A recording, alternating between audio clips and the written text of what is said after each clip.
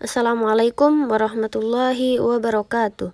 Alhamdulillahirabbil alamin wa bihi nasta'in wa ala umuri dunya waddin wa ala alihi washabihi ajmain amma ba'du. Adapun saya Rusita Sari, salah satu mahasiswa IAIN Takengon. Di sini saya akan sedikit menjelaskan tentang materi dalam atau pembahasan dalam materi mazhab tafsir. Di sini saya akan menjelaskan tentang kekeliruan dalam tafsir Al-Quran dan perkembangan kontemporer.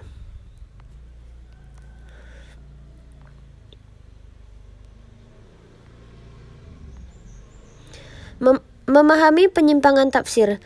Adapun hal yang harus kita ketahui dalam penyimpangan tafsir, yang pertama yaitu pengertian penyimpangan tafsir. Yang pertama yaitu membelok atau menempuh jalan yang lain.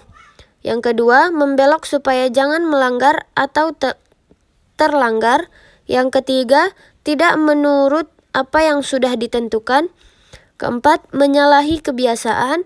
5, menyeleweng dari hukum, kebenaran agama, dan lain-lain. Nah, adapun yang sesuai dengan masalah ini adalah pengambilan makna yang ketiga atau kelima, yakni tidak menuntut aturan-aturan yang ada sehingga melanggar hukum agama.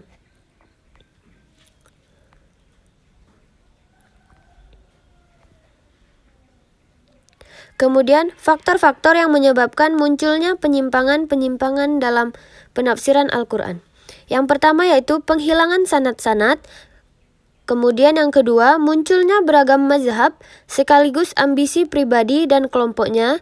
Kemudian, mufasir meyakini kebenaran suatu makna, kemudian darinya itu dipergunakan untuk merangkai berbagai lafaz Al-Quran.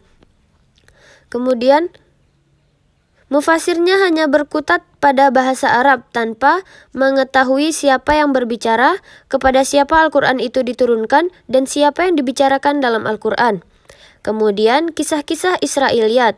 Kemudian yang keenam, kurangnya pemahaman mufasir terhadap penguasaan bahasa Arab. Kemudian yang ketujuh, munculnya para penganut tafsir ilmi.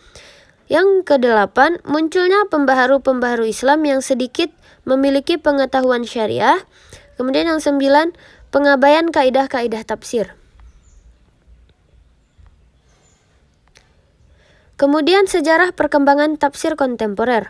Kemunculan metode tafsir kontemporer diantaranya dipicu oleh kekhawatiran yang akan ditimbulkan ketika penafsiran Al-Quran dilakukan secara tekstual dengan mengabaikan situasi dan latar belakang turunnya suatu ayat. Sebagaimana data sejarah yang penting, metode pemaknaan penafsiran terhadap ayat-ayat Al-Quran sendiri dengan tetap mengacu pada aturan-aturan penafsiran yang telah disepakati ulama. Model penafsiran seperti ini disebut dengan tafsir kontekstual. Penafsiran kontekstual ayat sebetulnya sudah ada sejak masa Islam awal, bahkan pada zaman Nabi Muhammad SAW. Maka penafsiran kontekstual dipakai oleh Muslim Salaf klasik dan Muslim Khalaf kontemporer. Kemudian adapun ciri-ciri tafsir kontemporer. Yang pertama yaitu dari periode 1 sampai 2, kebanyakan ayat yang ditafsirkan secara umum atau bil ma'thur. Namun pada periode ketiga, tafsir mulai ditafsirkan secara khusus dan banyak yang berdiri sendiri atau berdasarkan ro'i. Kemudian yang kedua, banyaknya bermunculan tafsir maudhu'i. Kemudian yang ketiga, banyaknya corak penafsiran yang muncul yang tadinya hanya berfokus kepada bahasa Arab, sedangkan sebagaimana dengan perkembangan hidup mufasir yang mana sekarang banyak bermunculan corak baru seperti corak ilmi, corak falsafi, dan lain-lain. Mungkin hanya ini yang dapat kami sampaikan tentang salah satu pembahasan dalam materi mazhab tafsir. Mungkin hanya ini. Jika ada kekurangan kami mohon maaf. Wabillahi taufiq wal hidayah. Wassalamualaikum warahmatullahi wabarakatuh.